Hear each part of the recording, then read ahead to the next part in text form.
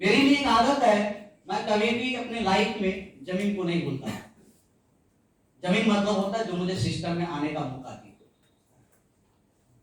क्योंकि एक ही चीज है, मैं अपने आप को मानता हूं आज स्मार्ट वैल्यू बोलते हैं। अगर बोल रहे स्मार्ट वैल्यू, तो स्मार्ट वैल्यू बोलने के लिए कोई ना कोई इंसान पहली बार मुझे सिखाया होगा, कोई ना कोई इंसान ट्रेनिंग दिया होगा मुझे, तू भी स्मार्ट वैल्यू बोल। हम भी बोलते, इतने दिन साल से काम करते, इतने दिन से काम करते, मेरा लाइफ सेट हो रहा है, तू भी बोल। और वो इंसान ने मुझे स्मार्ट वैल्यू बोलने के लिए पहली बार मुझे यहाँ पे मदद दिया। तो मैं आज जो भी चीज हूँ, चाहे मैं वो इंसान सिस्टम में काम करके मुझे जहां तक पहुंचाए, या मुझे सपोर्ट नहीं दे पाए, या मुझे फोन रिसीव नहीं कर पाए, या मुझे पास ना भी रहे, फिर मैं उस इंसान को बोल नहीं पाऊंगा। तो ये स्मार्ट वीडियो करके कहीं भी चले जाऊंगा, उससे मतलब नहीं है कि मुझे स्मार्ट वीडियो बोलने के लिए सिखाया कौन। तो आप एक इंसान को नाम जानते होंगे जो बहुत ही कम टाइम में सक्सेस हुए और बहुत ही बेहतरीन इंसान है। उस इंसान का नाम हम बोलना चाहेंगे मिस्टर चंदन कुमार यादव सर है, जो मुझे स्मार्ट वीडियो बोलने के लिए सिखाया। दोस्तों वह नहीं है मेरे सामने, फिर भी मैं हमेशा उसको याद करता हूं और उसके द्वारा बताया हुआ चीज पे चलता हूं।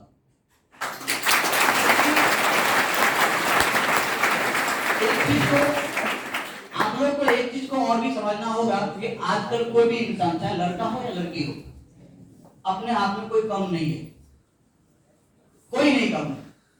आपको नहीं होता है, आप सीनियर हो या किसी को दो को बात तुम खराब बोल दो, उसको देख रहा अपना औकात में रहेगा, तुम ऐसे बोलते नहीं।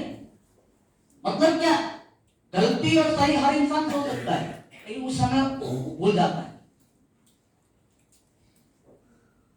आपको हमेशा समझना होगा सीनियर इज ऑलवेज सीनियर।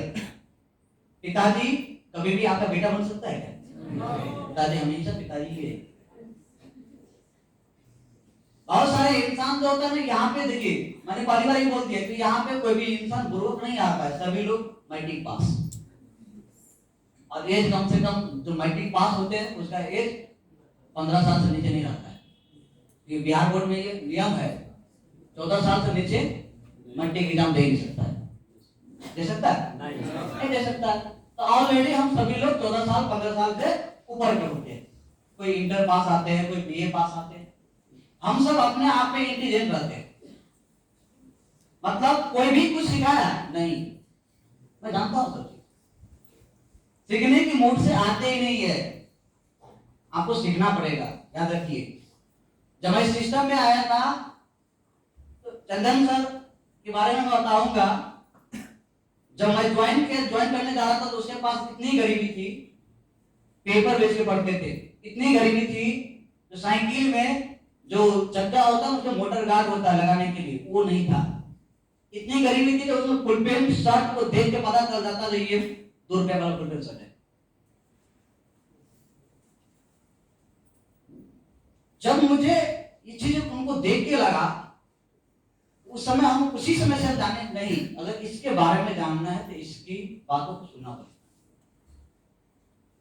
इसके बारे में जानना है तो इसकी बातों को सुनना पड़ेगा। अगर हम सुनाने लगेंगे तो मुझे नहीं दे पाएंगे। तो हमको क्या करना है? सुनना है, फिर समझना है, फिर सुने समझे देखे पढ़ के इस चीज को ज्वाइन भी किए। ज्वाइन करने के बाद ट्रेनिंग मिला। तो ये सिस्टम में मेरा ज्वाइनिंग है आपको 2013 में, और 2012 में ही इस इंडस्ट्री का दिसंबर मंथ में प्रोग्राम को देखे थे। उस समय आपको दरभंगा बोलिए या इधर बोलिए, उतना सेंटर नहीं था, ये नहीं था। सुपौल डिस्ट्रिक्ट में हम रहते थे रूम लेके, 400 रुपया लेके, 400 रुपया का रूम हम लेके रह पड़ते थे। और रूम क्या था? ऊपर में टीना, और झाजर का क्या होता है? टट्टी, और एक केवाड़ी लगा हुआ है। छोटा सा रूम है, एक मतलब चौकी, और उसके अंदर में सामान, थोड़ा सा जगह है बस। कभी कभी ऐसा सिचुएशन आता था उस रूम में, तो झाजन जो होता था, जो कभी सड़ होता नीचे से, मिट्टी पे रहता था, और नीचे में मिट्टी है, जब सड़ता था तो टूट जाता था। झाजन का किसी का बत्ती होगा वो टूट गया, अब क्या करते थे हम? उसमें पेपर लाते थे, पेपर साटते थे। बारिश के टाइम में देखिएगा 4-5 दिन तक बारिश हो ही रहा है, तो झटका जब पड़ता है तो पेपर गल के नीचे, और रूम के जस्ट बगल से मेन रोड गुजरता था, और जब हम बैठते थे खाना खाने के लिए तो मेन रोड से सीधे रोक देते थे, वो भी देखता था। 400 रुपया। अब उस रूम में रहने का मजबूरी था, ऐसा नहीं रूम अच्छा नहीं मिलता था, रूम अच्छा भी मिलता था। मजबूरी क्या था, मेरा घर सुपौल डिस्ट्रिक्ट में कोसी बेल्ट चलता है। कोसी, कोसी मतलब होता है तटबंध होगा, मतलब बांध होगा इस साइड उस साइड, और बीच में नदी चलेगा, और नदी के बीच में क्या होता है, टापू होता है, मतलब ऊंचा जगह जिसको बोलते हैं। मिनिमम आपको कोसी नदी के, आप लोग सुनते होंगे कोसी बारेधर नेपाल के पास है, तो बहुत बार आप लोग देखने जाते होंगे। तो वो पानी क्या होता है, पानी जब छोड़ता है तो कोसी नदी से ही गुजरता है। तो कोसी नदी का आपका पेट की लंबाई मिनिमम कम से कम हमको लगता है 6-10 किलोमीटर मिनिमम। अब 6 किलोमीटर में वो नदी चल रहा है, कहीं कहीं ऊंचा जगह होता है, तो उसमें काफी करोड़ों लोग बसा हुआ है। तो ऊंचा जगह पे क्या हुआ, हमारे पिताजी घर बना के बसते थे, और काफी अच्छा टोला है, कोई दिक्कत नहीं है। अब नदी में क्या होता है, जो नदी की धारा जब चलेगा ना, तो कोसी मैया को श्राप दिया हुआ है।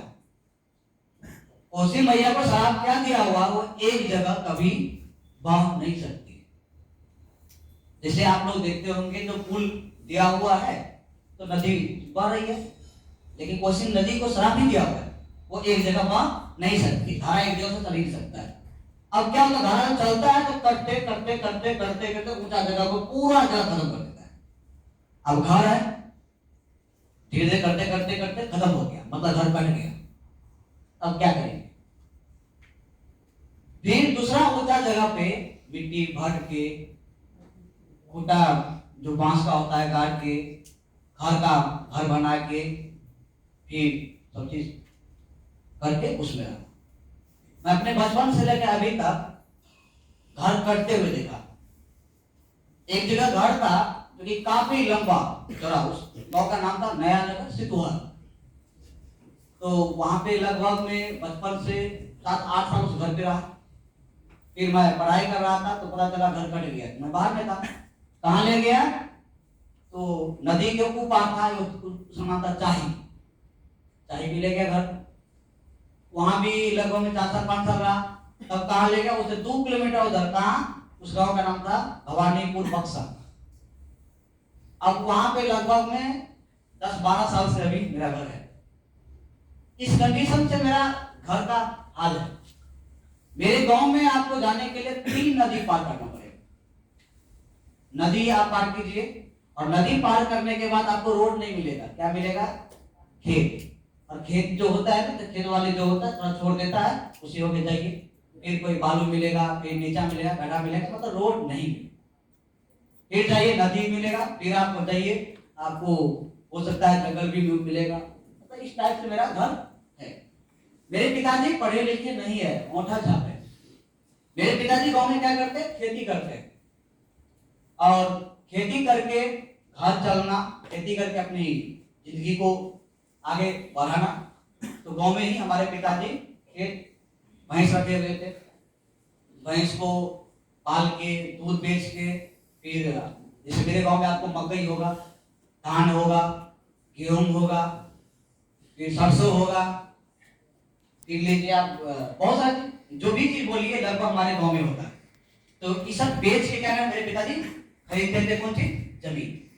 इसी तरह करते करते मेरे पिताजी जमीन काफी खरीदे, इसमें कमी नहीं है। मेरे पिताजी खुद अभी तक, मेरा खुद का जो है लगभग में 25 बीघा जमीन है मेरे पिताजी को गांव में। वो 25 बीघा मिलता कैसे है, मात्र 15,000 रुपये, 20,000 रुपया कट्ठा।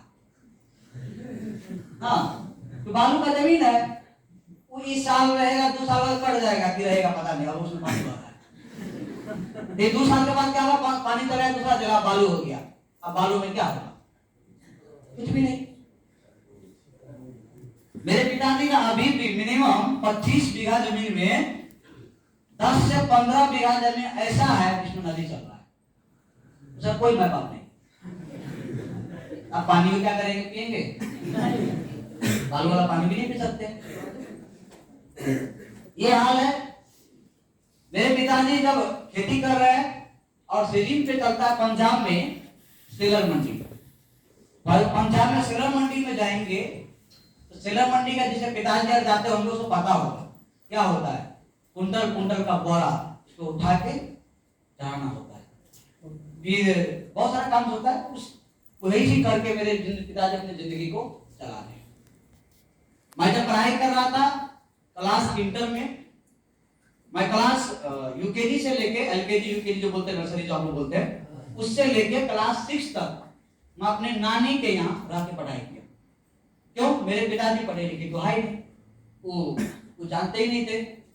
तो मेरे नाना जी क्या किए, हमको लेके आगे अपने यहाँ, जो आपको मतलब बांग के पूरब साइड में है, तो वहां ले गए तो 6 तक पढ़ाई किए। और मेरे चाचा के बेटे थे जो सुपौल में पढ़ाई करते थे, तो वो मुझे बोले आप सुपौल आ जाओ। 6 में गए तो 6 में नानी गांव में जब दामे करते कौन पढ़ता है, नानी गांव में नाना का ये नानी का वो या बहुत ऐसे होते थे। तो हम नानी के यहाँ पढ़ते कम थे और भैंस ज्यादा कराते थे। हाँ, काम ज्यादा कराते थे। और मामी लोग अक्सर बदमाश, खाने पीने में भी उतने ही कटौती, मतलब तकलीफ नाम का चीज में कमी नहीं था। खाना में हो भैंस भी चराते थे, दूध मिलता था खाने के लिए, कोई मेवों का कभी नहीं मिलता था। मतलब उस तरीका से अपने आप को शरीर को ढाल नहीं पाए। ये माँ बाप से कोई इंसान दूर रह के शरीर को बेहतर कर सकता नहीं, हो सकता कहीं किसी को, मुझे एहसास है। कोई दिक्कत नहीं, पढ़ाई कर रहे हैं नानी गांव में। और क्या था, संगति खराब। छोटा सा मेरे मामा 2 भाई, छोटा मामा का बेटा था, वो भी भाई चलाता था और बैट बॉल खेलता रहता था, इधर उधर करता था। तो बैट बॉल मुझे लेके सुबह हुआ 7 बजा, एकदम बैट बॉल गाछी में लेके गया। अब गाछी में खाना पीना छोड़ के मम्मा मेरा क्या करते थे, एकदम डंडा लेके खोजते रहते थे काम। अब डंडा लेके गाछी में जब जाते थे, डंडा लेके तब पीछे से आते थे हम लोग, एकदम कैच पकड़ने में, गेंद फेंकने में बेस्ट होते थे। मामा उधर से आते थे, यहाँ से ही फेंकते थे। जब देखते थे सब छोड़ छाड़ के भागते थे। चलिए कोई दिक्कत नहीं, जिंदगी चल रहा है। जिंदगी इस तरीका से हम अपने जिंदगी में एक भी और काम किए। क्या किए? मेरा छोटा का मामा का बेटा क्या करता था, गाछी में आम होता था और मुझे सुबह उठाता था 3 बजे, क्या करना है, आम तोड़ना है।